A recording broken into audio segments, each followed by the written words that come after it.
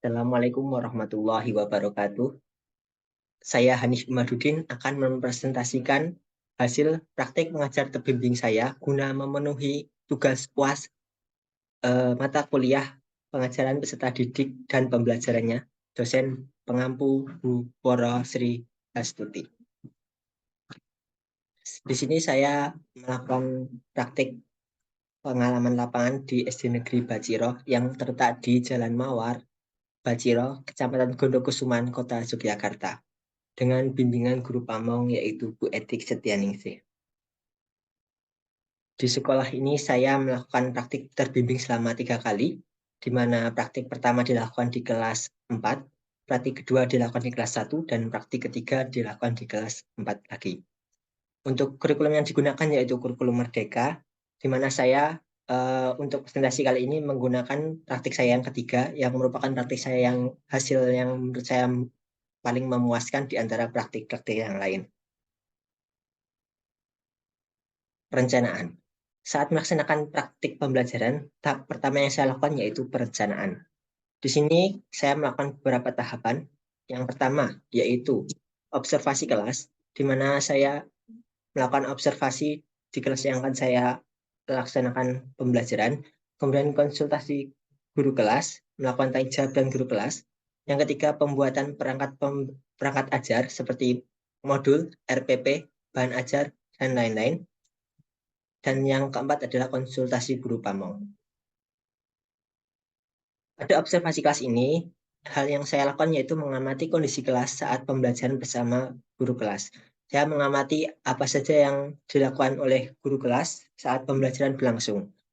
Dan juga mengamati karakteristik peserta didik di kelas tersebut. Yang terakhir juga mempelajari cara guru mengkondisikan atau memanajemen kelas yang akan saya ampu nantinya. Nah, ini konsultasi guru kelas yang saya jelaskan tadi, yaitu menyocokkan hasil observasi pada guru kelas. Selain itu juga menyusun jadwal dilaksanakannya praktik serta materi yang akan diajarkan.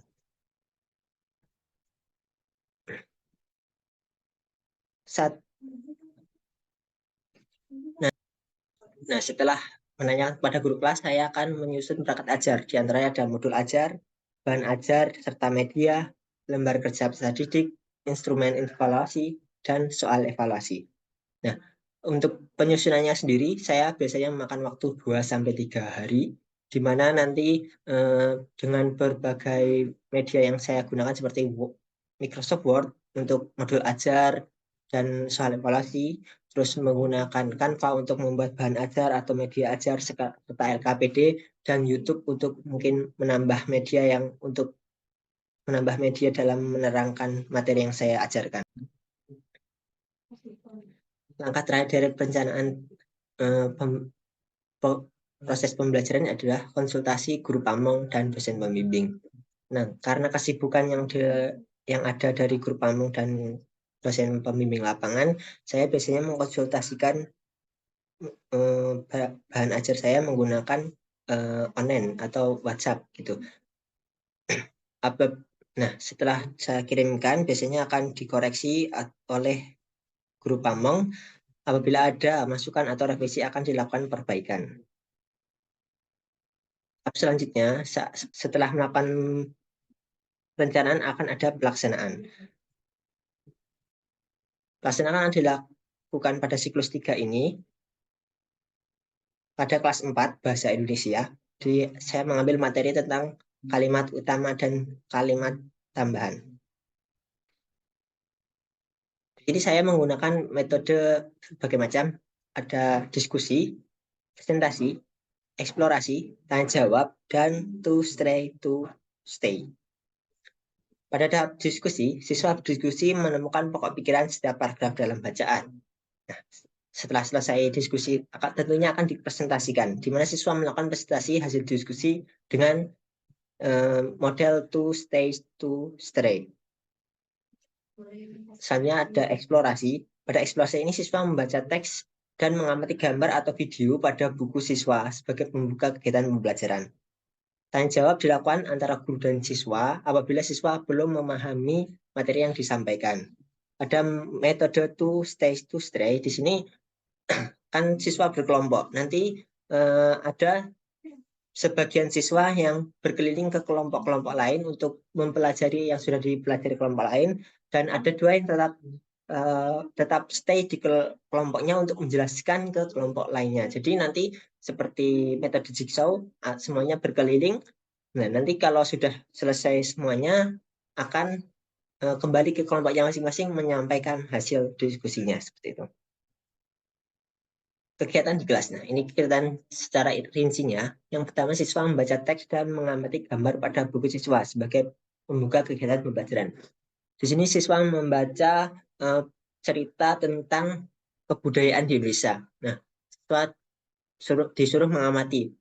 Kira-kira ada kalimat pokoknya, tidak ada kalimat tambahnya atau tidak.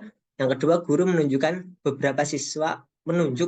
mohon maaf, menunjuk beberapa siswa untuk menjawab pertanyaan pada buku siswa. Yang ketiga, siswa menjawab pertanyaan tersebut untuk menstimulus rasa ingin tahu siswa tentang topik yang akan dipelajari. Yang keempat, siswa membaca teks tentang suku bangsa yang ada di Indonesia. Yang kelima, siswa dibagi menjadi beberapa kelompok, kemudian siswa berdiskusi untuk menemukan pokok pikiran setiap paragraf dalam bacaan. Apabila siswa kesulitan dalam mengerjakan, bisa ditanyakan kepada guru gitu. Nah, yang keenam, setelah melakukan diskusi dan selesai semuanya, siswa melakukan presentasi dengan cara to stay. Yang ketujuh, guru memberikan penghargaan atau ucapan selamat dan tepuk tangan bagi setiap kelompok yang telah menyelesaikan tugas kelompok dengan baik. Nah, di sini untuk memotivasi siswa untuk belajar lebih giat lagi, guru memberikan penghargaan di akhir presentasi gitu. Tidak dijanjikan di awal karena khawatirnya motivasi siswa itu akan hilang apabila dia tidak dapat hadiahnya tersebut. Yang kedelapan, peserta didik mengerjakan soal evaluasi secara mandiri. Setelah pembelajaran selesai, tentunya akan dilaksanakan evaluasi pembelajaran. Nah, evaluasi yang di sini saya menggunakan 3 asesmen: asesmen diagnostik, asesmen formatif, dan asesmen sumatif pada modul ajar saya. Untuk asesmen diagnostik bentuknya berupa tertulis dan performa. Dan asesmen formatif bentuknya tertulis, performa, dan sikap. Jadi ada soal tes, ada jumlahnya ada 10 soal ABC-an, terus ada penilaian sikap, dan lain-lain. Yang terakhir, asesmen sumatif bentuknya tertulis. Refleksi. Refleksi dilakukan setelah praktik atau pembelajaran selesai. Biasanya dilakukan dengan guru pamung dan dosen pembimbing lapangan. Kami berdiskusi apa yang kurang dalam pembelajarannya saya berikan. Nah, hasil refleksinya yaitu kekurangannya, saya kurang dalam menggunakan medianya. Jadi dalam penyampaian materi itu masih belum menggunakan media secara maksimal, sehingga peserta didik masih kesulitan memahami apa yang saya sampaikan gitu. Nah, rencana tindak lanjutnya yaitu lebih jeli lagi dalam menganalisis materi sehingga mampu menemukan media yang cocok untuk pembelajaran yang saya akan laksanakan. Itu. Sekian presentasi dari saya. Mohon maaf apabila banyak kesalahan tutur kata.